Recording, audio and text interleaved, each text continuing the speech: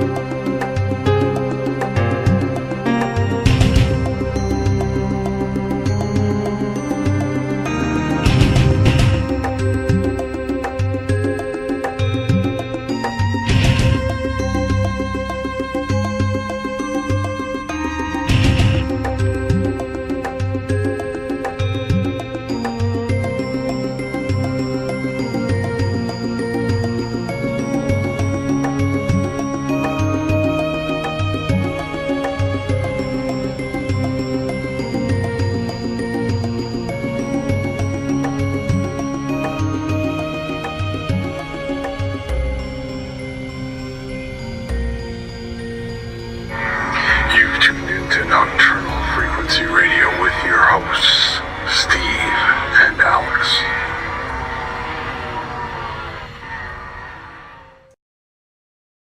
And welcome to Nocturnal Frequency Radio, here live exclusively on the New Visions Radio Network. And, well, we're back after a couple of weeks of dead air, Alex. Dead air, yeah. Dead air. Absolutely nothing. No, with the wonderful magic that Ray performs here at the network, he plays some of our classic. Well, I don't know if they're classic, but he's cloned us. He's cloned us, yeah. So some of our interesting archives here at the radio station. So yeah. Anyways, we're back with a live show, and what have you been up to, man? I mean, come on, it's been a couple weeks. You must have been up to something. No. Nothing. Except for a cold. A cold for the last 2 weeks? No, not for the last 2 weeks. Just a couple of days. Well, I said 2 weeks, so. Well, it led up to that, you know. Well, okay, it led up to the last couple of days, but, yeah. You know, okay, so what about the entire almost 2 weeks? Nothing. Nothing? Nothing, man. Did you finish off Grim? My life's not that exciting. Well, I didn't ask if it was exciting. I don't think they really care if it's exciting or not. They just want to know if you're up to it. Anyways, did you finish off Grim? Yes, I did. Yeah? So how was it the second time? Was it the second time you watched it? Second time I watched it, yes. And what are your thoughts after the second time of watching it? I enjoyed it just as much as the first time. If not more? Yep. Okay, cool. As you know, I was in Florida. And it was definitely an interesting trip. All right, what happened? Well, I mean, it started off, you know, we flew into Tampa there, and we got the rental, and you know, we get on the highway to go towards Orlando, and I think we were on the highway for about maybe 10 minutes, not even, and a motorcyclist whacked right in behind us. Yeah. And he's lucky to be alive. No kidding. No, he was lucky, man. He hit us pretty damn friggin' hard. And how fast were you going? We weren't going fast, but the thing was, there was traffic, so we had to come to an abrupt halt. So we had to slam. Oh. We had to slam on the brakes because the cars in front of us were slamming on theirs, and we almost hit the car in front of us. It was that crazy. And anyhow, the motorcyclist was way too close in behind. He was able to react and go down rather than hitting us straight on. Right. I mean, if he had hit us straight on, he would have been dead. Bang, he would have been gone. That's insane. You know, but you know, thankfully everything was, you know, taken care of really quickly, and we were on our merry way. And the rest of the vacay was pretty good. You know, fun in the sun sort of thing, like usual. So, Interesting way to start the vacation, though. Well, yeah, I thought for sure, okay, here we go. The rest of the week is going to be marred in total chaotic disaster. It's just, okay, is this a sign of how this is going to, unfold? And no, it actually was totally the total opposite. So it turned out pretty cool. That's good. Yeah. So anyways, back here and, get back here and what does it do? It snows. Yeah, I know. It snows, man. Come on. Enough with the snow already. But, I know. But thankfully it's starting to warm up and, hopefully we won't have any more snow. Here's hoping, because you never know over here. Well, no, I know. It's April. You never know. It's supposed to be April showers bring May flowers, but here it's like April snowstorms bring fucking May mud piles. Yeah, exactly. So anything on the paranormal radar for you? No, just aside from reading Peter's book, who's going to be our guest tonight. Well, you might as well say his last name now. Peter Roe. And his book is? Haunted Town Halls. Well, you might as well say the whole thing rather than just teasing the listeners, okay? Come on. I want to tease them. Well, I want them to be captivated. You can do that with your burritos. Well, hey, no, that's old news now. Is it? Yeah. No more burritos for you? No more. Well, no. I'm still having burritos. Okay. So anyways, yeah, so as Alex alluded to and teased you, tonight's guest is Peter Roe, and we're going to have him on to talk about his book and more. So he's a part of the Searcher group, which is our good friend Richard Palmazano's how can we say it? 70s gang? porn gang? No. 70s porn ring, yeah. No.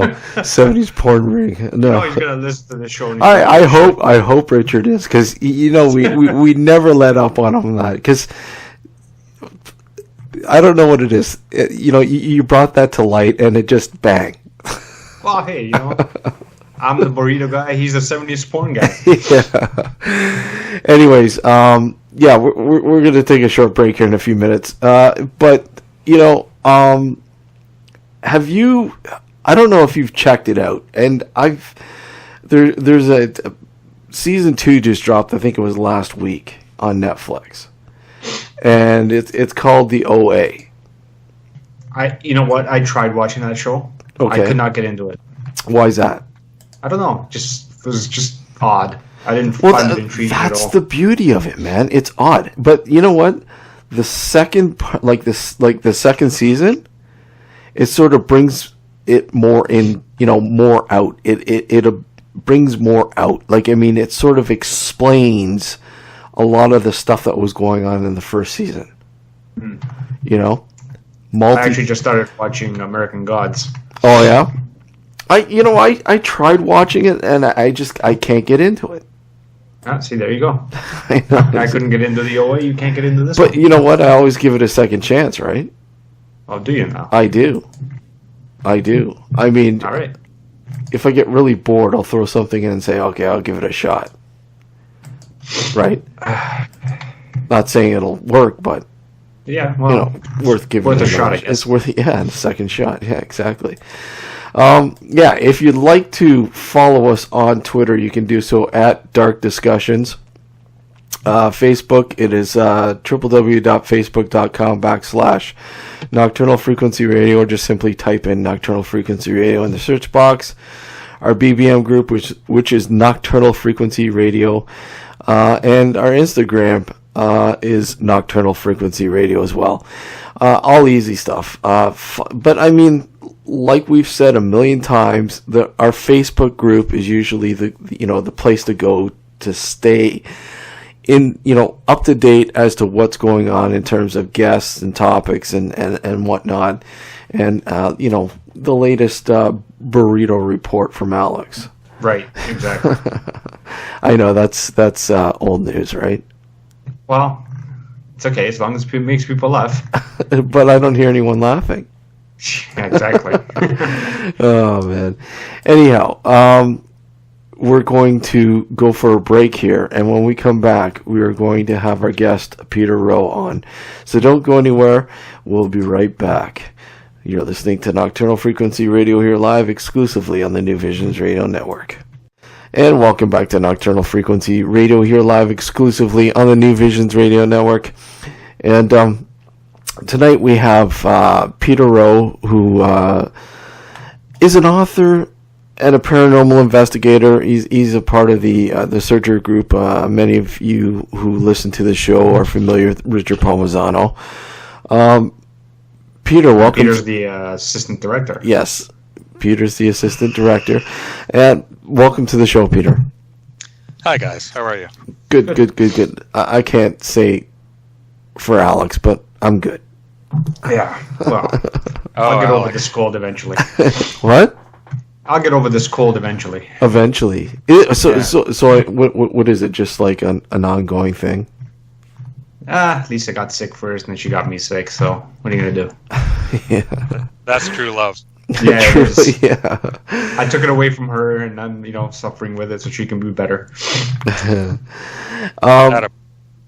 Go ahead. No, that's about it. Okay.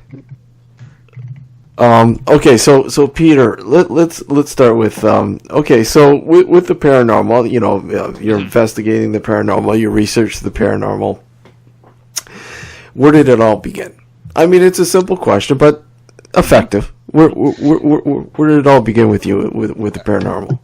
My journey started at a very young age. I was just fascinated with the idea of ghosts, UFOs as well, but mostly ghosts. And when I was very, very young in the 70s, I would take out any library books that were in our local library and just get them out multiple times and just scare myself to sleep. And but they were mostly books about England and the manors and mansions and castles and headless queens and whatnot, and I would just sort of daydream about visiting those places someday. I mean, it scared the hell out of me, but I was just fascinated. And fast forward to 1984, and ghosts were kind of cool again with the release of Ghostbusters. So I'm a huge Buster nerd, as any of my high school friends will attest to. And then fast forward to 2002, my wife bought us tickets to the ghost tour at Niagara-on-the-Lake at Fort George. And if you've ever been on that, you'll know what I'm talking about. It's a walking tour hosted by the daytime staff. They're also the ghost tour leaders as well, so they know their stuff, they know their history, and as they take you from blockhouse to blockhouse and different buildings and areas in the fort, they share with the attendees the history of real people living there and how they lived, and that whole families used to live there, and that the whole point of this tour is a ghost tour. So there was a chance, they boasted at the time, a 60% chance of experiencing something paranormal. So that held great intrigue for me. Now, I'm as psychic as a brick, so I didn't experience anything myself. But for me, that really brought the idea of history home to me. It really meant something to me afterwards. Most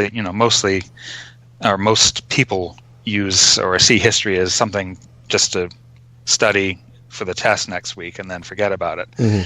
But by taking this tour, it really made these people breathe again, in my mind anyway. And so the idea of possibly running into one or two of them along the way as a ghost was incredible. So I kept taking the tour over and over again, trying to have an experience. Would hear things, but wouldn't see anything. Mm-hmm. And then I happened to pick out Richard's second book, Journeys into the Unknown. It was in our library, and at the back of it, he describes an experience he had in the tunnel, which is at the back of the fort. Mm-hmm. And I was really happy to see at the time he lived in Etobicoke, outside of Toronto, and which was nearby. So I got in touch with him. We got together. He kept my contact information and called me to help out with an investigation in Mississauga, which ended up being documented in his third book, Ghosts. And about a year after that, he called me again and asked for help when he was investigating the Canadian National Exhibition, or rather the grounds. And so after many months of checking out several of the buildings at that great place, he asked me if I'd be interested in coming on board full time. So here I am, and that was about 2010. You know, it's funny you use that phrase, psychic. What was it again? Psychic as a brick. Yeah, psychic as a brick. And it's funny because I say things, something similar. I say psychic dumb as they come. Yeah. But, So with the paranormal, I mean, your way of looking at it, what interests you the most? The historical, and that's what it sounds like to me, the historical aspects of the paranormal, and trying to tie any possible evidence that you might find with the history of the location. What is it exactly that you are intrigued with? Well, certainly history is one aspect of it. I mean, there are so many cool things that are associated with investigating and doing what we do, including, getting into places that the general public might not normally get access to. That's kind of, sort of a side, benefit, if you will. Another great thing about what we do is when we share our experiences openly and in public forums, or when we do presentations, I think we come across as very genuine people who won't think somebody coming up to us with their own story is crazy. And so we've had many people, I find it flattering that when people come and say, you're the only person I can talk to about this, because even my own family doesn't want to hear these, experiences of mine. So I think that's a really good feeling. But as far as personal sort of love for this field is, like most people in it, I'd like to know what's on the other side as well, before, we're all going to get there, but as Richard says, and but we're trying to get a sneak preview, obviously, as to how it all works and what to expect. So your idea of the paranormal is simply probably the other side, or what happens, or an end product of what happens to us when we pass away. I think that's probably fair to say. Sure. Yeah. But the more we do this, the more fascinating it becomes, as I'm sure Richard has shared with you and your listeners, that it almost seems to be never ending. The more you do this, I'm sure you've experienced this too, it's the more questions come up. Oh yeah. It's like an unraveling enigma inside a mystery, etc., inside a burrito, right, Alex? That's right. So you're starting with that too, right? Yeah. Yeah, well, I hear you on that. Yeah, it's I mean, when I got into looking into researching and investigating the paranormal and all that, such as you, it was simply that my view was, okay, look, I want to know what's going on. I want to know what happens after we leave this mortal coil, if you will, this plane of existence. What happens? I mean, and by investigating this sort of area, the unknown or whatever, what kind of answers will it give? And it's funny, the answer, I don't want to say the answers because we don't know the answers, but I mean the stuff that comes out of it is like, wow, okay, the product of it being that maybe we are communicating with the dead. Are we communicating with a whole different plane of existence, like like a different dimension? There's just so many things, and I know that you said that you had an interest in UFOs. Now, another theory is that perhaps that we are communicating, like the dead, in fact, are maybe people from another world. You know, I mean, that's another theory, obviously, but yeah, and one that's come to light in the last decade or so is the idea sort of rips in our reality, or what we perceive as reality. Yeah. To me, that's, if I can bring that all around to that idea, when we do our talks and public presentations, I think they begin with people coming in going, "Oh, I'm going to hear about some really scary stuff, and we're going to I'm going to get a couple of chills and thrills and then leave." But I hope that by the end of our discussions that it isn't so much like a horror show or a creep show, if you will, but more of like a mind-opening experience that, look, there could actually be other realities where we're temporarily being tapped into when we think we're seeing a ghost. That's our term for these images or apparitions or whatnot. But maybe there's more. There's definitely more out there than we think or believe in using our 5 sense reality. No, yeah. So it's pretty overwhelming. It is overwhelming, and I mean, one of the things, another thing that struck me that you said is, when you were growing up and your interest had grown simply with the fact of taking all these books out and reading them over and over again. It's such a great resource. Even though you have the internet now, I still will recommend to people to grab books and read them. Oh yes. And I made sure in the acknowledgments. Maybe you remember this, Alex. I really plugged libraries and their benefits. They're an incredible resource, and especially as you're doing this kind of work, when you have to corroborate, the EVPs and mediums readings, and then tie them into historical facts. Libraries they're the bomb. Oh yeah. I mean, I know it's a shame that nobody goes to them anymore. I know I shouldn't say nobody, but a lot of people just choose not to.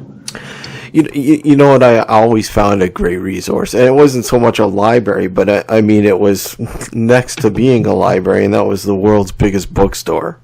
Oh yes, yeah, that's that place. I know, I really miss that place, and I don't know how many times I go to the the major section in there, and just okay, I'm gonna grab a book and read it. I've got a half an hour, I've got this and that. It was always a great resource, and it's too bad that places like that are just completely disappearing. Well, and this might be sort of a side note, but I think libraries are trying to bring people in. They're trying to modernize, and now some of them loan out iPads or whatever, or laptops or something. Just anything to get the people in and to show that look, we're not some stuffy archive with old age seniors walking around telling people to shush. Yeah. Oh well, maybe it'll be like records.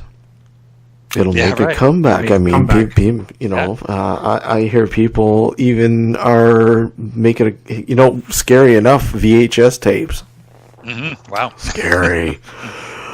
Anyway, so gay libraries. Yeah. Okay. So now, when it comes to investigating and researching, and we'll get into the book in a few minutes. Sure. But what area do you find yourself sort of centering on when it comes to investigating? Sort of like my specialty, if you will? Or? If you will, a specialty. If there's an area that you sort of gravitate, like, that you enjoy most when you're investigating a scenario. Oh, I see. Okay. Well, as assistant director, anyway, I am very involved with the like finding locations, making contacts, and and arranging these things. So I love that aspect. I love leading investigations and organizing them when a client does say, yeah, come on in. Conducting the investigation itself, whether I'm leading it or part of or being led, that's can be monotonous at times, as you know. A lot of it's just walking around asking the empty air and trying not to feel stupid asking. So I had to learn that very quickly early on, not to feel dumb about doing that. And then afterwards, it's the payoff is during the analysis. It takes hours, but if you catch that EVP or even that rare photo or video image, then that's just makes it all worthwhile. And then but then we go back to the work part, and then it's in terms of our group, we all have to make up a report, detailed report for Richard or whoever is doing the leading, and note the times and what we think we're hearing, and then they all get compiled into one report that goes to the client, and then we go from there. So and then afterwards, if we do presentations, that's another aspect of this work that I love to do. I love to connect with the public and share what we found, and some of the reactions are quite priceless. But it's all. I've been to a few of those with Richard, and I can't remember if you were there, but when he was doing it at the C&E. Oh yeah, I was there. Yeah. Yeah. Yeah, I remember you joining us with Amanda. That's right. Yeah. Mm-hmm. Yeah, pretty interesting. And those were good talks. Amanda's that psychic that you were talking about, Alex? Yes. Yeah. Yeah, she was brought on towards the end of the C&E investigation, a couple of nights or a couple of visits, right, Alex? And then correct, yeah. One did the barracks, actually. I was there as well when the one night when we did the barracks. Right, and the General Services building. I think you. Maybe I don't remember if I was there for the investigation though. Oh, I thought you were, because she needed a ride down. She doesn't drive, you see, so. I drove her down. I just don't remember if I actually. My memory's bad. Sorry. As he admits it. It could be the cold. It could be the cold.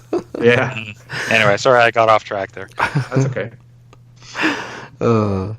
Okay. So, and that's what I like about the way Richard sort of looks at the paranormal, and you sort of brought it to light. The whole the report and everybody coming together and sort of everybody's on the same page.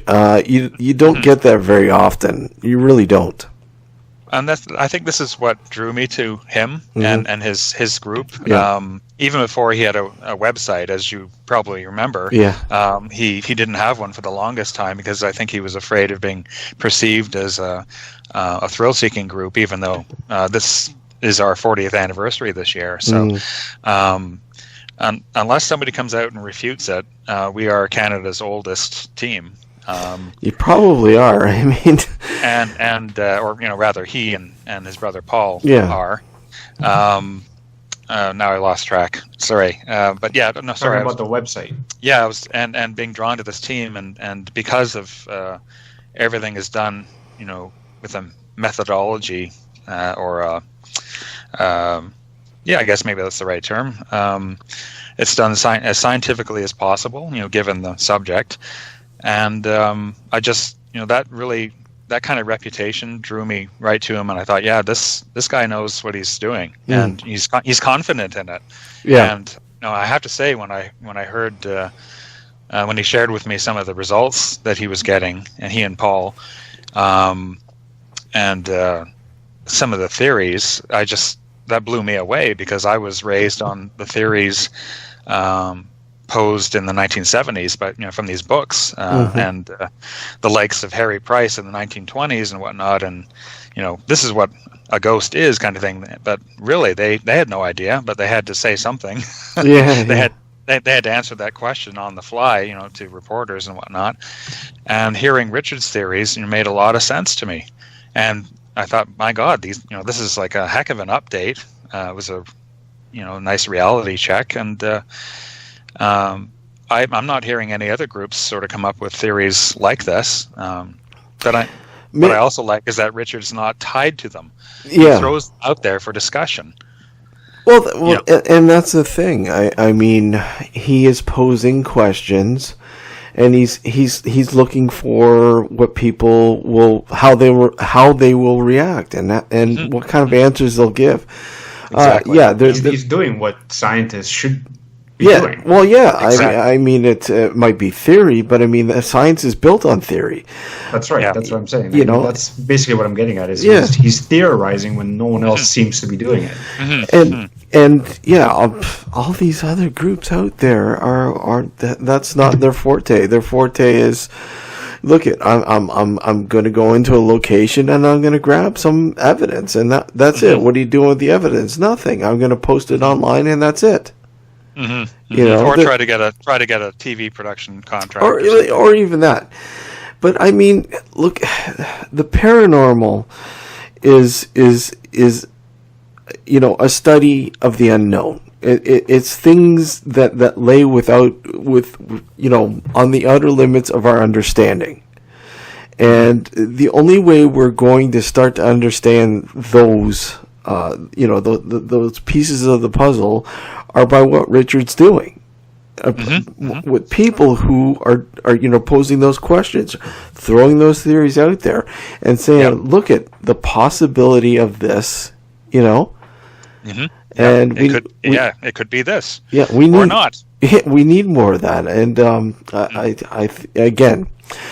I always looked at that. That's the way the grassroots of the paranormal was, which is all but pretty much extinct now, with only a few people left that do it. And Richard, is one of those people that still do that.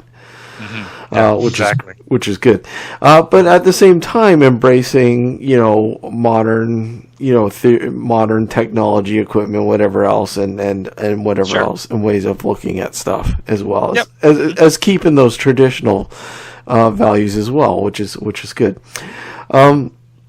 Now, your book, Haunted Town Halls. Yes. How did that come into play? Like, how did that begin? Okay, I'm gonna go look, and you thought to yourself, I'm gonna write a book. Like, how did that come into being? No, I didn't start off with that as the first thought. This began with an investigation of a town hall that is outside of my hometown. Okay, and the town that this town hall is Acton, Ontario. Okay. And for years, I was impressed by reports that would come out in the local paper once in a while saying that we think we have a ghost, and I loved that and admired that about the administration there, because as there's still, despite all the reality TV and whatnot, there's still very much a stigma surrounding the subject with some people, their own belief systems, Yeah. Oh, yeah. It just goes against some beliefs. So anyway, I was impressed, and I would follow a couple of these teams that have cropped up in the last decade and a half. They would ask to investigate there, and they were welcomed. I think there was a local cable TV reporter spent an overnight, for a Halloween piece, trying to get evidence of what is thought to be the ghost of a former caretaker named Jimmy. But all I was reading afterwards, I was, very curious to read of these other groups' experiences. But the next time you heard from them, they just basically reiterated what people have been saying for years, and that was they're hearing shuffling footsteps, maybe a couple whispers, somebody ringing the doorbell, like playing Nicky Nicky Nine Doors kind of thing, running away, but nobody would be there. That kind of stuff, like real nondescript phenomenon. There was no names attached to it. Nobody confirmed that this Jimmy, quote unquote, was there. So I thought, okay, we've done so well, or rather, I've done so well with the Searcher group, and we seem to do very well at obtaining names. Can we try? And of course, the administration said, yeah, absolutely. We'd love to have you in. So we went in there, and the medium with us at the time, Joanna, picked up on a Jim, Jim, not GYM, And but in all seriousness, I guess I should backtrack and let the audience know, or the listeners know, that when we bring our mediums in, they basically come in blind. Joanna had no idea which building she was going into or why we were there. Nothing about the history of the building, naturally. So we just set her free, and we said, we're going to follow you with a recorder and vibe out the place, and you lead, kind of thing, at the outset. So she did, and she picked up on a young man named Jim, who was afraid of us. So that was really fascinating. And she didn't find out till later, that there was a connection, real life connection. But we also picked up several other names, between the video cameras and the digital recorders. And we heard a disembodied female moan and crying. It was really incredible. And this is all in the book. But it was that same night where James, one of the other, our fellow investigator, he got excited about being there in the town hall, and he said, hey, my hometown of Paris, Ontario has a town hall. Why don't we get in there? And I said, sure. You set it up, and we'll consider it. But that got me thinking. We specialize in long-term investigations. Let's test the team's mettle, if you will, and see how we fare. Maybe doing a minimum of 2 investigations and make it a theme kind of tour idea. And why don't we do town halls in several municipalities and see what happens? Just for a goof kind of thing, an experimental goof, if you will, and see how successful we are or aren't. And so that's how it started. And I remember at the time, I brought that up to Richard as we were nearing the end of the evening. It was getting late, and he was tired, and he was also in the throes of finishing his 5th book, Meeting Place of the Dead, so he was already fed up with the publishing world at the time. And so I brought up this idea with him, and he said, if you want to lead it, you do it. And if a book comes out of it, you take the lead. So that's how it came about. And I said, absolutely, sure. So the whole town hall tour, as I've dubbed it, took about 2.5 years. And we did 5 town halls and one former city hall from Toronto. Oh, wow. Now, how, before we get into, again, you don't want to give away too much, but I mean, how has it been received so far? Oh, pretty well. I've been overwhelmed with I've got a few reviews on Amazon.ca already, and all 3 of them have they've left testimonials saying that they've enjoyed it because it doesn't read like. Let me backtrack. It's accessible to people who don't normally read this genre of book. That's what I'm trying to say. Okay. And that was a conscious decision. I wanted to write it so that it would reach people who wouldn't normally read, a ghost lore or a ghost investigation themed book, and that it explains things along the way. How we work, how this whole subject might work as far as other realities, etc. And so when these reviews came in, that was a real happy point. It was. I was pleased to see that. So, sales have been pretty steady. I'm pleased to say, but it's still early yet. It came out November 1st. It just missed the October mark.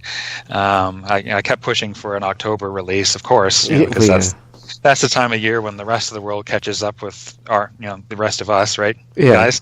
And their mindset is on Halloween and whatnot. So, anyway, it didn't come to that, but it's out now and available on Amazon.ca. I'll do my plug. It's on at Chapters, and it's been released in the UK and Eastern and Western Europe and North Africa.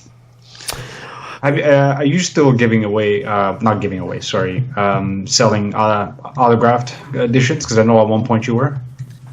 Oh, yeah, I'm actually, thanks for mentioning that. I'm doing a book signing in Newmarket, Ontario, next Saturday, from 11 to 3 o'clock. So if any listeners are in Newmarket, it's the Chapters on Yonge Street. I'll be there for 4 hours, meet and greet, answer ghost-related questions, and sign your books. And in May, I'll be doing another presentation in Guelph, Ontario, at the E-Bar/bookshelf location. That'll be an evening show, if you will. So I'll be presenting our updated slideshow and signing books then. But Alex, in case you're wondering, that's adults only. No, sorry. I guess I'm not allowed. It's an evening. It's X-rated, so no. Is it okay? Just kidding. No, but you can drink there. There you go. All right, I'm sold. He's sold. Can take in He's sold. Okay, so I guess without getting into too much details about the book, what can you let the listeners know about some of the highlights, if you will? Yeah, that's no problem. I mean, this book is so detailed with, there's so many amazing points about it. Of course, I'm biased, but if you want, we could go through each location. If you want to do that, absolutely. That's chapter by chapter, sort of a brief introduction. Yeah, sure. If you want it, yeah. That'd be cool. We the first two chapters are Acton Town Hall. As I say, that's where this whole thing began. And between Joanna picking up on the initials SH on the first night, and then the second night she attended, she actually made contact with somebody that she said her married surname was Duncan, Mrs. Duncan. And that was a really strange experience because she kept visualizing this woman hovering over the stage, and that this woman was showing her a dead infant in a bassinet. And the rest of us are all, gathered around her, like with an eyebrow cocked, going, why is she here? Why would this woman be here if she had no association with the town hall? So that was an interesting mystery, but I was able to match her name and her story to historical fact, which was incredible to me. So that's a huge. I thought that was a huge and exciting start to the whole tour. And I mean that is important. I mean that is very very exciting when you're able to do that. When you're able to find something that is historically significant to the location based upon some sort of evidence. Oh yeah, no, it was like no way. Yeah, it was that kind of reaction, and that's really satisfying. But the idea that we came away from the Acton Town Hall not just with the possibility of reaching Jimmy, this caretaker, mm-hmm. but the idea that maybe this fellow's name is Jimmy, but maybe he's not the Jimmy everybody thinks he is. So I do pose that question in the book. Did we debunk one and replace him with another? Who knows? But he's definitely there, and that's kind of cool. So we got all these names, and I think we're the first group to do that. The members who keep that town hall running seem to be pretty happy with the results. So I think they'll have us back, and I would love to go back and speak to these people again, the spirit people. It's much more fun speaking to the spirit people than real people. Yeah, it is. Especially if you can hear them in real time. But oh well. Yes. Yeah. We keep trying. Exactly. The next chapter, the next town hall rather, took us way the heck out of the GTA, Greater Toronto Area, or the Hamilton area, in a community called Waterford, Ontario, and none of us had been there. So we were all going in blind, basically. But I had contacted the people who run the Waterford Old Town Hall. It's not used as a municipal building anymore, but more for there's a stage there, so they put on theatrical performances, and very very much used by the community, which is great to hear.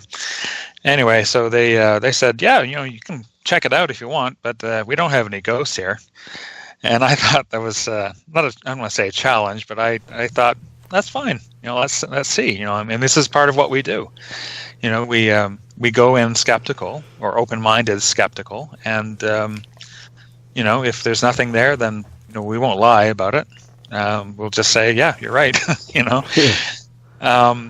But I had to smile about that because we had already investigated a private home outside of my hometown, and with the same conditions. It was a gorgeous historical old farm, and I asked if they were had any things going on here, and they said no, but you're welcome to try. And the first night we were there, Paul cranked out 12 pages of EVPs in one night. It was incredible. So, sorry, that's a bit of a tangent, but I'm just explaining where I'm coming from as far as taking out the challenge. So we did this Waterford gig, and we brought in Michelle Hewer. Yeah, and she didn't know where we were going once again, and let her loose, and she picked up some incredible evidence. It's all in the book, including one piece of evidence that has nothing to do with a person, and so it's not really that informative, but I think it speaks to her abilities as a medium, and I don't mind sharing it here if you'd like to hear about it. Sure, absolutely, go ahead. We were accompanied by about 4 or 5 Waterford residents who were curious to see, how we operated and who we were and whatnot, naturally. So they followed us about, and we all went up to the second floor, and that's where the auditorium is. And almost as soon as we stepped into this auditorium, Michelle shared that she was seeing dozens of cots, C-O-T-S, cots laid out over the floor. And she turned to her host and said, was there some sort of like a medical, like a disease outbreak or plague or something, that, warranted this being, a source of bedding, or a place for people to recover or lie down. And they, I had already instructed our host, don't tell her anything, don't confirm or deny anything, just shake your head. And they did, and I think a lot of them had no idea what she was talking about, but and then we carried on, and she met a fellow who couldn't perceive us, but he had a cat. The cat could see us, apparently, but cats don't do a lot of talking. So. No. Anyway, I won't carry on too much more about that, but this whole idea of the cots was just so obscure. When I brought our evidence to the local historian, everything that Michelle picked up on, this historian actually confirmed that at one point there were hundreds of cots, I think in the early 1900s. Mm-hmm.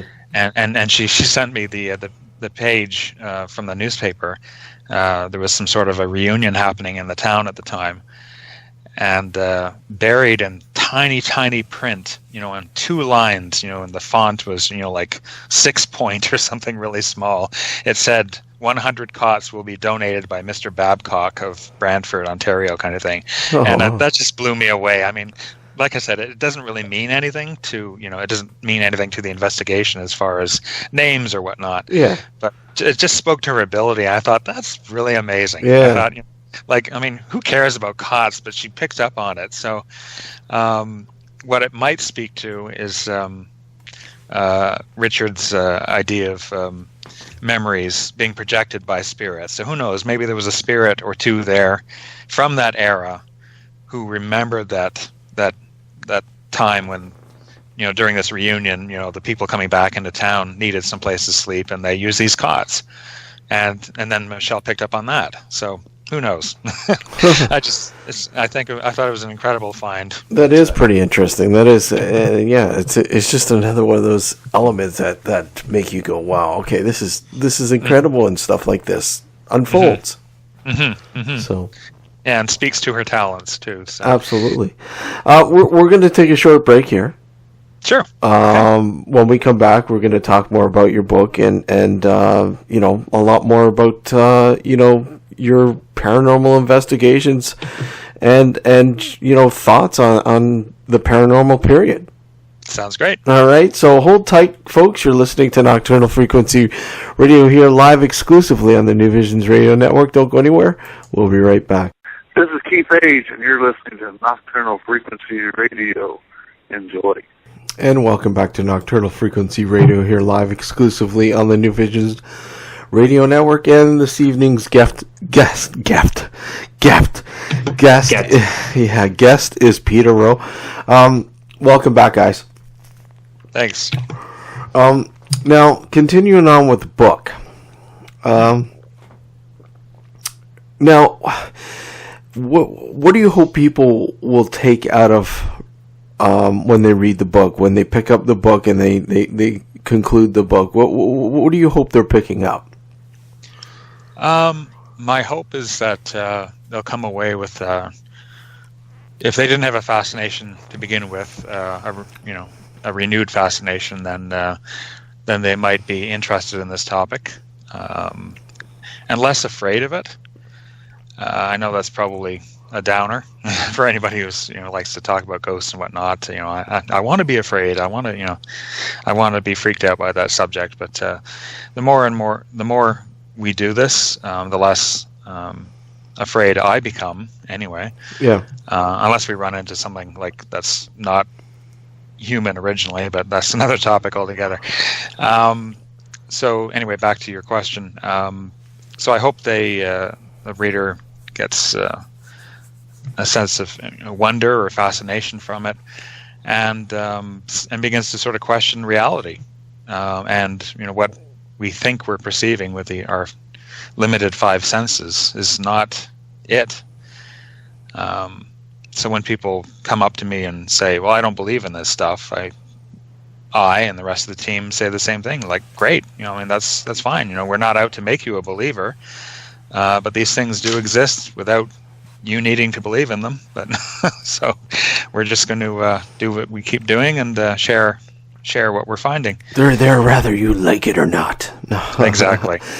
Yeah. There are things in the universe that existed longer than you've been around. So yeah. So I mean, you're sort of giving back what you got when you were a kid, picking up all these books and reading these books and sort of. Getting. I suppose so. Sort of like a modern. Well, I don't want to say modern, but sort of, giving in a new generation a piece of what you experienced when you were getting into the sort of interest into the paranormal sort of thing. Mm-hmm. That's a good point. I never thought of it that way. Thanks. Yeah. It's copywritten. Yeah. It's copywritten, by the way. Oh, okay. Yeah. Well, okay. Let's venture into something that you sort of segued into. Now, okay. A moment that might have frightened you. Have you ever had a moment, an experience that to this day you were going, "Wow, okay, that was frightening"? Mm-hmm. Nothing that turned my hair white, per se. Nothing that terrifying. But certainly, yeah, there've been a couple of interesting sort of, what was that? Okay, let's step back and reassess kind of moments.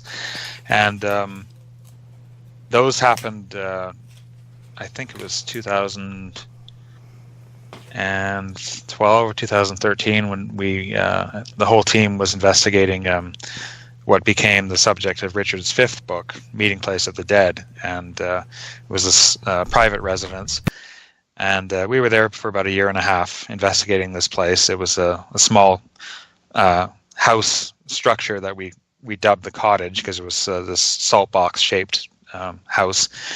And a barn that was on the same property, and I'm sure you guys have covered this with Richard before, but that became, if you want a reality check, the idea that you could run into entities that probably were not of human origin that was the location to run into them, and so that was pretty scary as far as danger aspect goes. And as you probably know, and your listeners know, Richard made the executive decision to pull us out of that environment pretty quickly, because somebody could have gotten hurt, really badly. Yeah, I remember him talking about that. Yeah. Mm-hmm. Yeah. There were we had mediums coming on and telling us that there were creatures there that were these tiny, short creatures who were gray. She called them the Greys, and I was thinking, immediately UFO related. Yeah. But no, not that kind. Just figures in gray trying to look like children, which is never a good sign. No. And she said that if people lived here, she said, I would not be surprised if somebody sleeping there would wake up and see this figure staring at them from their bedside with either glowing red eyes or completely black pupils. And if that doesn't give you a shiver, I don't know what will. But yeah, that was. So what did you personally think of that? Well, as with anything, I remained interested but skeptical. I can't say I ran into that kind of figure myself. Yeah. If I did, then I would be like, oh yeah, 100% they're there, kind of thing. But when you have more than one medium and they don't communicate with each other, sort of saying this stuff, it's like you kind of put more stock into it, or at least I do personally. But the fact that we were receiving sort of random pains, like Richard and I were getting kicked in the shins, and Paul lost his balance on more than one occasion. Just going down a set of stairs, and suddenly he would tumble forward like he was being tripped, and the whole team smelled roving smells of feces and urine and vomit, and that's not a good sign. That's definitely not a good sign. So this is a warning to anyone who thinks that they're just out there for a thrill and to brag about the next day around the water cooler, after a weekend of checking out a place. These kinds of things can happen. Yeah. Oh yeah. Now, when you look at how you have learned how to sort of conduct and research and investigate now through the group, how do you see other groups? I don't know. I don't hear much from other groups, to be honest. Mind you, I have seen a couple of websites and that they put up, and I think they sound a lot like how you described them earlier. I think, Steve, this idea of going in one night and then coming out with a report just to throw on the website, and they're on to a new site, kind of thing. And this is. I mean, I understand that holds some appeal. You want to sort of go in and out. Hey, we did it, and look what we caught, kind of thing, and then move on. But for me, as somebody who wants to take this as a researcher perspective, and take it seriously, and really try and extract as much information out of one location as possible, that was a huge reason why I preferred and was drawn to the Searcher group, because this is one team that does that, and I think there's a lot of merit to that. Absolutely. I think like, it just makes sense to me. It's common sense. The more time you can spend in a place, the more you're going to get to know the players, and they get to know you. And sometimes it's not always a great relationship, but it is a relationship that you form. Well, that's the thing. I mean, I am the same way. It's long term for me. It's when for the people that I'm involved with that do this, it's long term. I mean, we've had several locations that are ongoing, that are still ongoing, and I never grow tired of it, because it's always a different experience when you go in again and for another session, if you will. So you're learning something new each time. You're building that puzzle through, the elements that come forward that particular session, if you will. And a lot of people who investigate the paranormal don't understand that. They just figure that, you can blame a lot of it on TV, obviously, because Sure. most people, when they watch a television show, they go on they're in there for a couple hours and bang, through the wonderful world of editing. Yes. They don't see the agony that a lot of these people go through.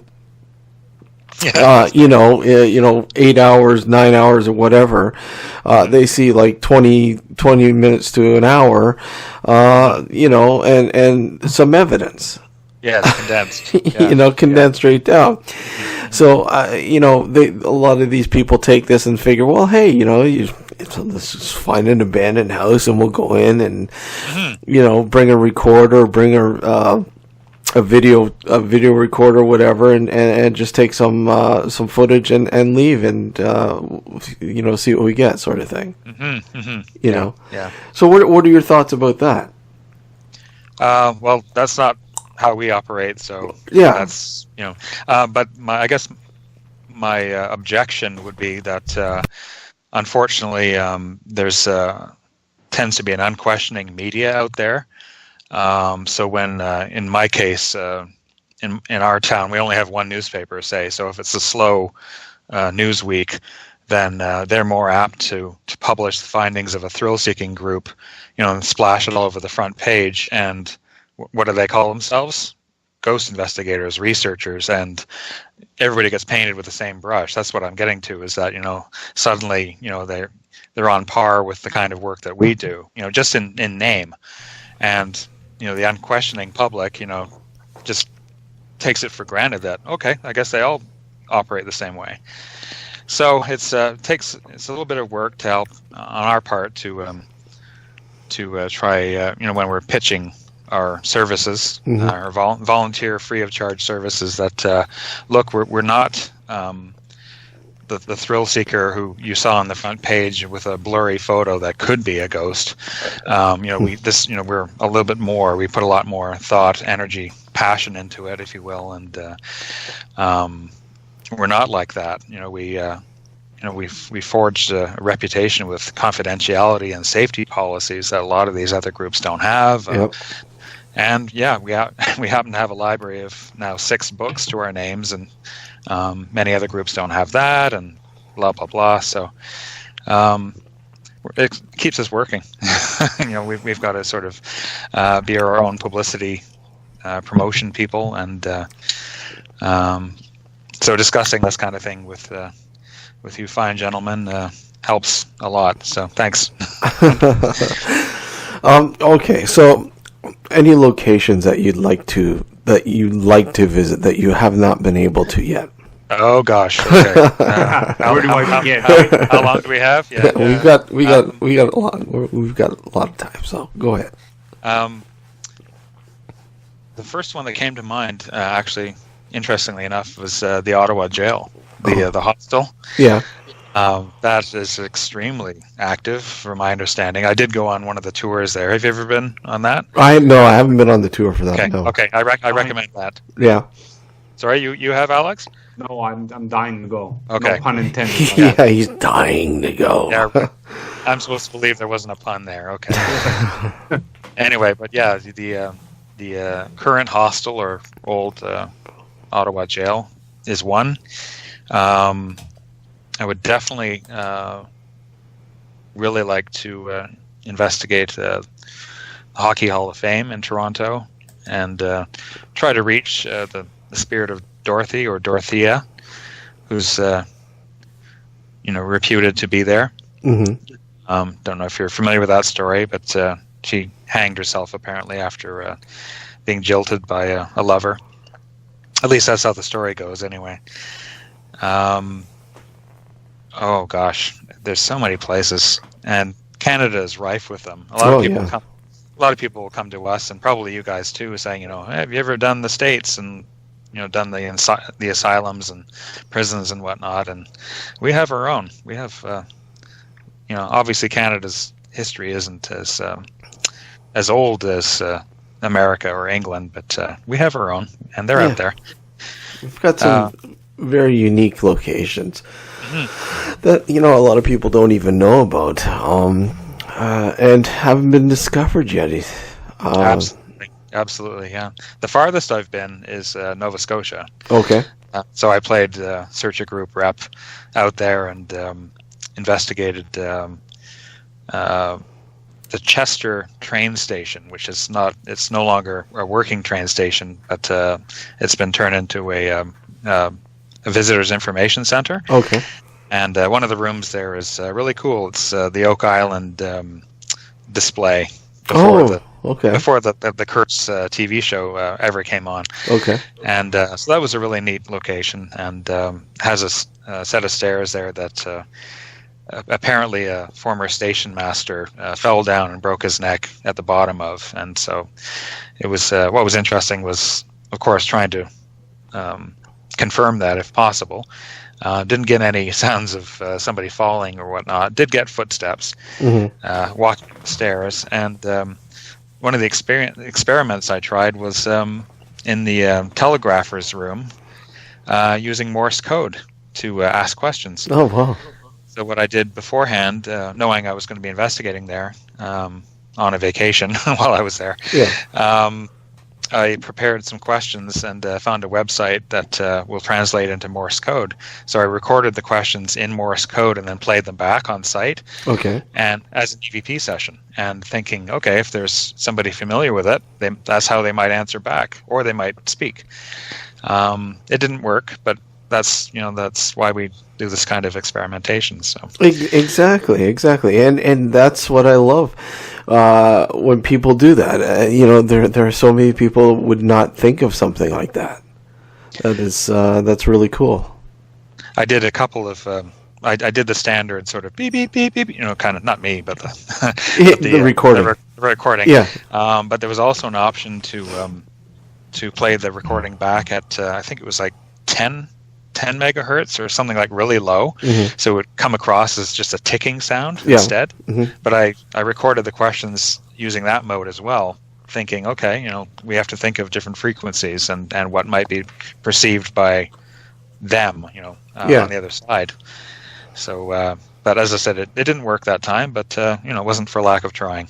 No, but you never know. Maybe another time that you might be able to go in there, it might work the next time. You never know, right?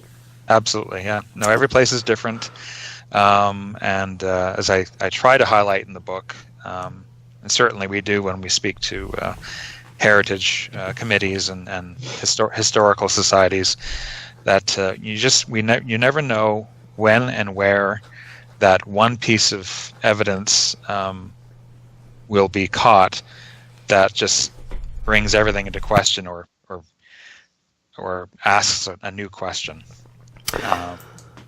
It can be anytime, anywhere. Yeah, that's really neat. I really I like that when people take initiative and we'll experiment with stuff like that. I remember one time I had a guest on we had a guest on the show.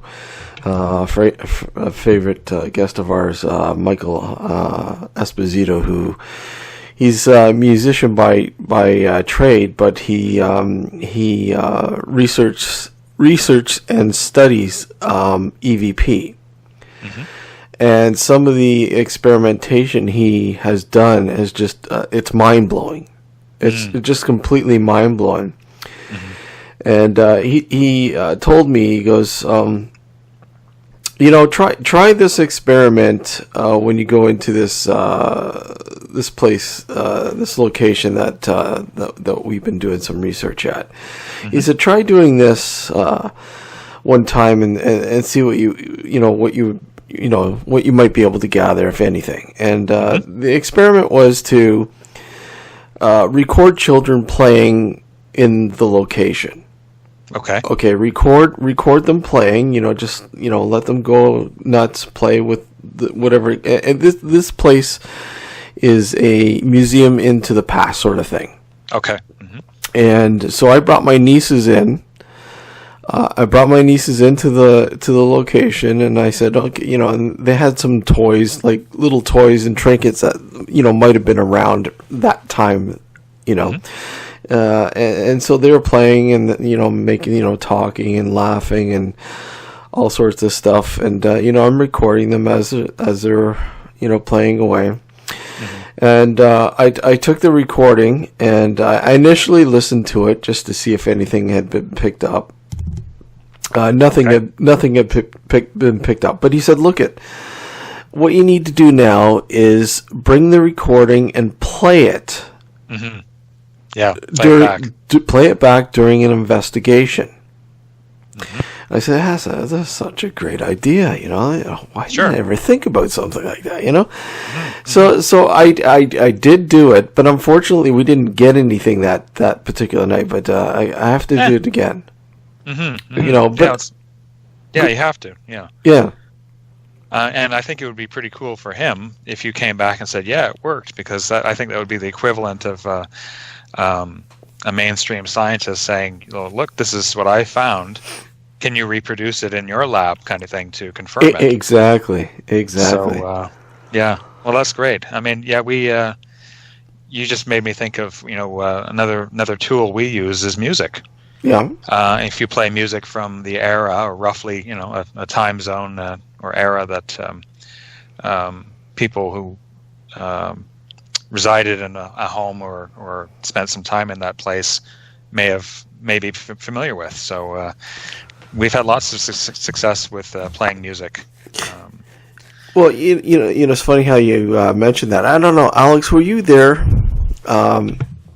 The time when Andrew was playing the phonograph? I don't think I was. No.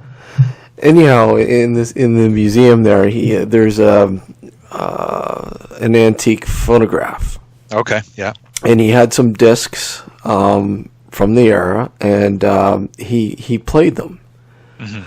And as we were doing a session, he was playing them, and it was just intriguing what came out of it.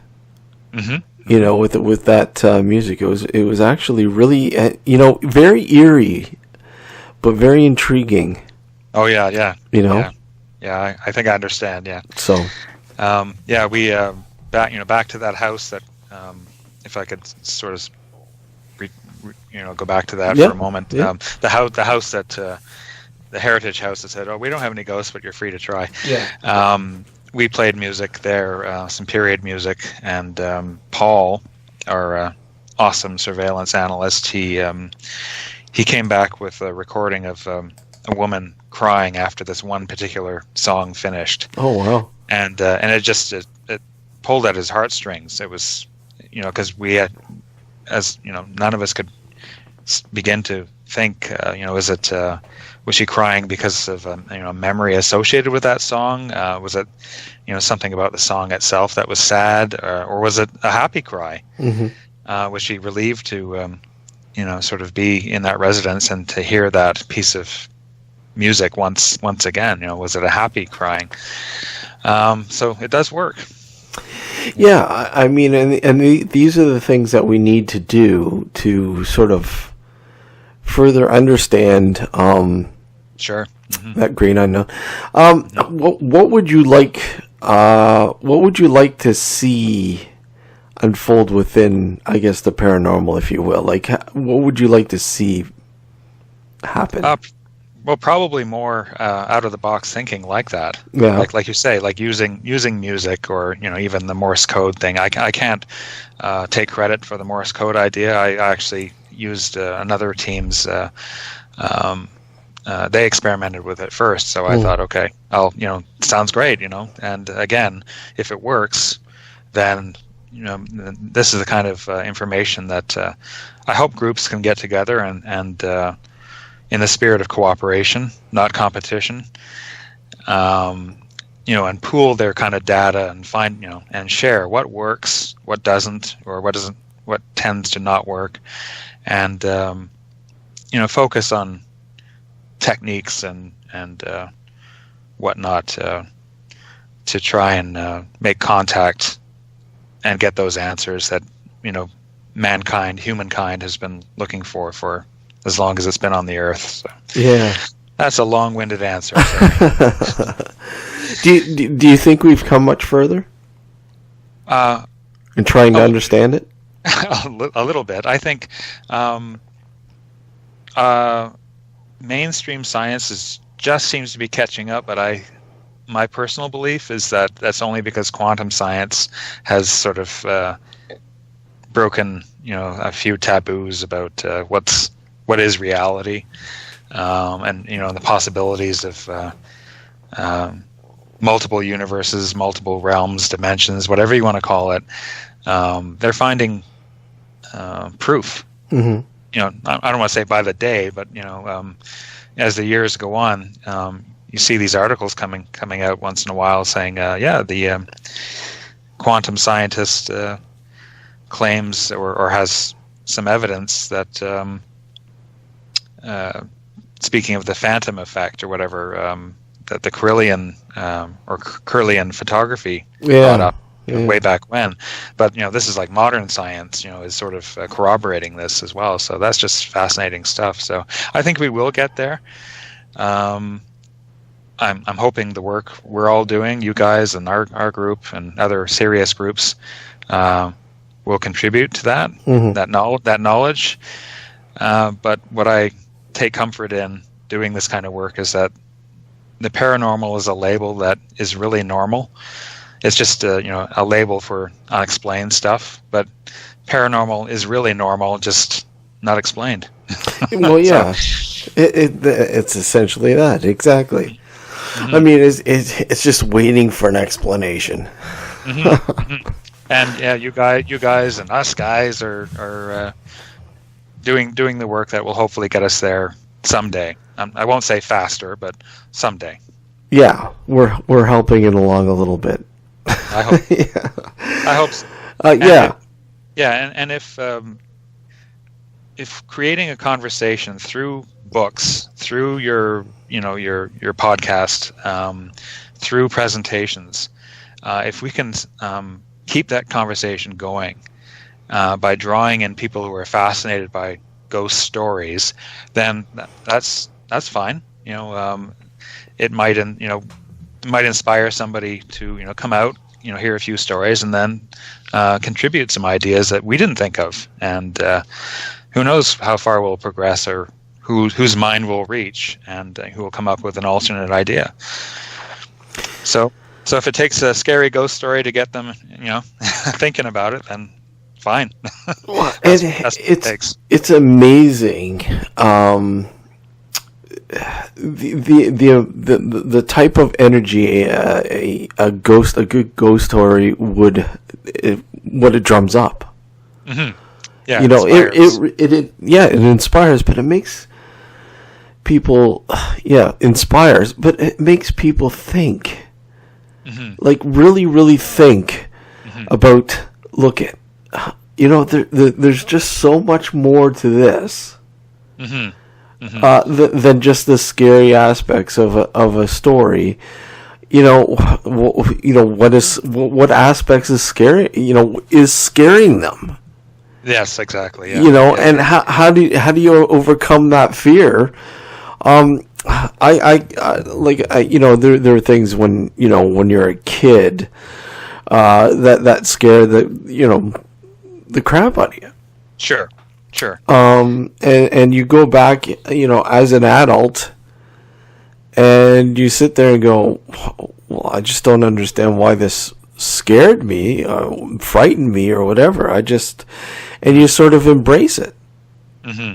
In some cases, but I think deep down, people, a lot of people are frightened of what comes next. They're, those who think or believe. And they're welcome to their beliefs, as I said. We're not trying to change that. Yeah. But the ones that believe that after when death comes, that's it.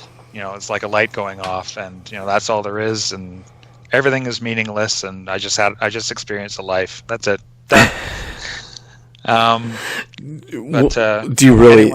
who subscribes to the idea that energy can't be destroyed, but it can be changed, I think they're willing to look into the kinds of things that we look into. Well, that's. I mean, I can't see it any other way.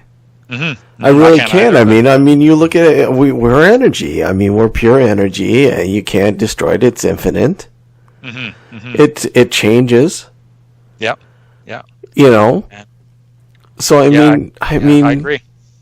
How can we not? I don't want to say evolve, but I mean, it just doesn't seem like it.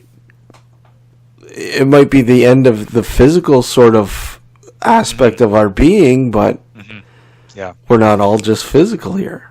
Yeah, I think we might be preaching to the choir, talking about this, because probably most of your listeners are of the same ilk. But yeah, I agree totally. Yeah, I don't know about Alex though. Yeah, no, I think you would like his cold energy to leave him. Yes, agreed. Yes, agreed. My only pressing question in all of this is that if we continue on as a different form or energy, we change and move on. Why can't we remember what we were before? How do you know we don't? That's what I was going to ask. Are you referring to reincarnation, Alex, or? Well, okay. So my argument is this: if we don't remember what happened before, we're not going to remember this life when we move on to the next. I would argue or point out the idea that some people who do come back, and inhabit another physical body, do remember. Apparently, it's been again back to science. There's been a point made recently that individual cells, remember everything that they've gone through in however long that life happens. Like, if that's just mind blowing to me, just saying it out loud. every cell in your body remembers every moment of your life, from its own point of view, kind of thing, collectively and as an individual cell. My point is going back to the idea of reincarnation. There's I've read a lot of books that suggest that when we reincarnate, if you subscribe to that or are willing to listen to that idea, we do bring some form or some aspect of memory from that previous life or previous lifetimes. Have you heard that? I have.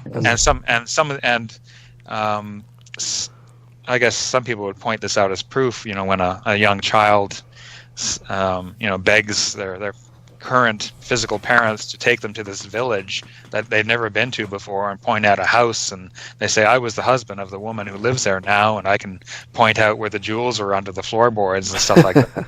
And those are incredible stories. Like, how would that's an argument and a completely different show topic, I'm sure, but an argument for reincarnation and memory.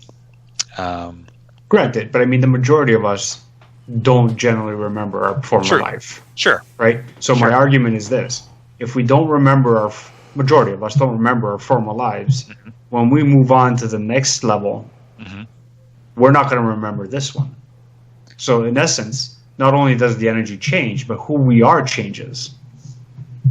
I don't know. Well, first of all, I don't know. You don't have one of those guests on who knows everything. Sorry, but I would disagree. I subscribe to the idea that we take up this physical life voluntarily, that we choose everything from our parents to the experiences that we want to experience in the physical. And then when we pass on, it's like returning to a larger source, if you will, and coming back and saying, okay, this is what I learned, and like a library, if you will, of other souls, or I hesitate to use the word God or life source or whatever, because I'm not particularly religious. I consider myself spiritual, but not religious. Anyway, I feel like we tend to take that experience and that learning back to a larger source, and then we sort of get together with the other souls and say, okay, now this time you be my mother, you be my father, you be the brother who kills me at age 15, and then kind of thing, and then just sort of work it all out ahead of time, and then everybody is born into these roles just to understand what each individual's experience will be. But I've just made something really complicated here. Sorry. No, I get it completely. It happens all the time. But I think anyway, just sort of to put a cap on that and my rambling, I think I'm agree with Steve. How can we know that we forget anything or remember anything? So we won't know until we leave the physical. I think so. I think maybe there's nothing more to talk about on that. I think there are several sort of hints. Several. It's a complicated story. I mean, it is. From what I see, if what you're saying is correct, I'm not disagreeing with the fact that it's a possibility. Don't get me wrong. But if what you're saying is correct, then this is what we're living now is almost like a temporary amnesia where we don't remember who we were. It's possible. When we decided all of this. Sure. Yeah. And we won't know until after we leave it. Alex, you bringing all this up, I'm surprised you don't like the OA. Shit. I have to agree. It's a really fascinating show. It is. Don't tell me anything about the second season. I will not say anything. No. That's what I'm surprised. But anyhow, in terms of forgetting or not understanding who we were in a past life or so on and so on. I mean, we don't know that. I mean, we don't know. When you look at certain aspects of your life, you look at having a deja vu moment, perhaps. Sure. Yeah. A familiarity with a location or an event or something that just seems so familiar and yet it's so distant. Your dreams, Oh yes. Something within your dreams. I mean, that are so vivid, that's so real, and yet you don't recognize anybody or anything in it. Yeah, dreams. I would. I don't want to get off on too much of a tangent. No. But dreams, I would consider a form of astral travel. Well, yeah, yeah. Anyway, we've discussed that several times. I mean, yeah, okay, and when we do our presentations, we always have a Q&A at the end, and that's when people really open up and they say, "Oh, I've experienced this," or "I know somebody who experienced that." But some people have come forward and say, that I've had someone who's deceased come visit me in a dream, and I believe that is a visitation, and that. Because the dream is a quote-unquote safe method or medium to make that connection, that the spirit knows that, because the sleeper is probably thinking, oh, this is just a dream, it's harmless. So that fear factor is eliminated, and they're just happy to see their grandparent or parent, and that fear is gone, and they can have that visitation. Hopefully it's a good one, and it's loving and warm, and then the person can wake up and say, "Wow, I feel like I just saw my mom again. It's so special to me," and there's no fear. And I think the spirit knows that, and take advantage of that. Yeah, I mean, people don't realize that you're sleeping, you're unconscious, but you're conscious at the same time. Oh yeah, your brain's still working. Your brain is still very active, and you're still very receptive. Maybe not entirely receptive to your physical environment, right? But you're very, very receptive to the metaphysical, the non-physical environment, and people can't get the gist of that. I mean, most people can't. That there is a non-physical, area around us that we don't fully understand, but it's there. It's there. It's very much there. And that's what this, as I say, quantum science is revealing. Yes, exactly. And once we know more and more about that, then perhaps we'll knowing more about dreams and the the meanings and so on, the connections will be more evident, obviously, once we understand that sort of realm, if you will. I hope so. Yeah, so do I. Peter, it's been great to have you on. I definitely would love to. I know Alex and I would love to have you back on. Oh, thanks. I appreciate it. No, it's been fun having this opportunity. So thank you. Yeah. Throw in any information you want out there to the listeners about where they can find you and the book and everything. So. Sure, absolutely. Thanks. Again, our group is The Searcher Group, and you can find us on the intraweb at thesearchergroup.ca, all one word. My debut book, which is the sixth one in our Searcher Group library, is called Haunted Town Halls from the Case Files of the Searcher Group. It's courtesy of Quagmire Press, and that's available through any good bookstore, Amazon, Chapters in Canada. I believe it's available in the States now, which is great. It's available in the UK, Eastern and Western Europe, and North Africa. And funny enough, I found one copy in India. I don't know if it's sold, but it's out there if anybody wants it. We do have listeners in India, by the way. Oh, fabulous! We do. Please. One of them showed up to. Hey, Alex. Yeah, that's right. One of them showed up to our live on location show. So. Oh, fabulous! Well, to that listener, if you're listening, there's a copy on Amazon.ia or whatever their URL suffix is. I don't know. Anyway, it's there. That's the farthest I think it's this whole Haunted Town Halls has reached. But if anybody would like to reach me personally, they can do so at I'm heading up a Searcher Group division that takes care of the Greater Toronto area since Richard moved out east. In the boonies. Yes. Yeah, I don't think you would argue that. But I've my division team, that employs the same philosophy, same rules, same policies, all that.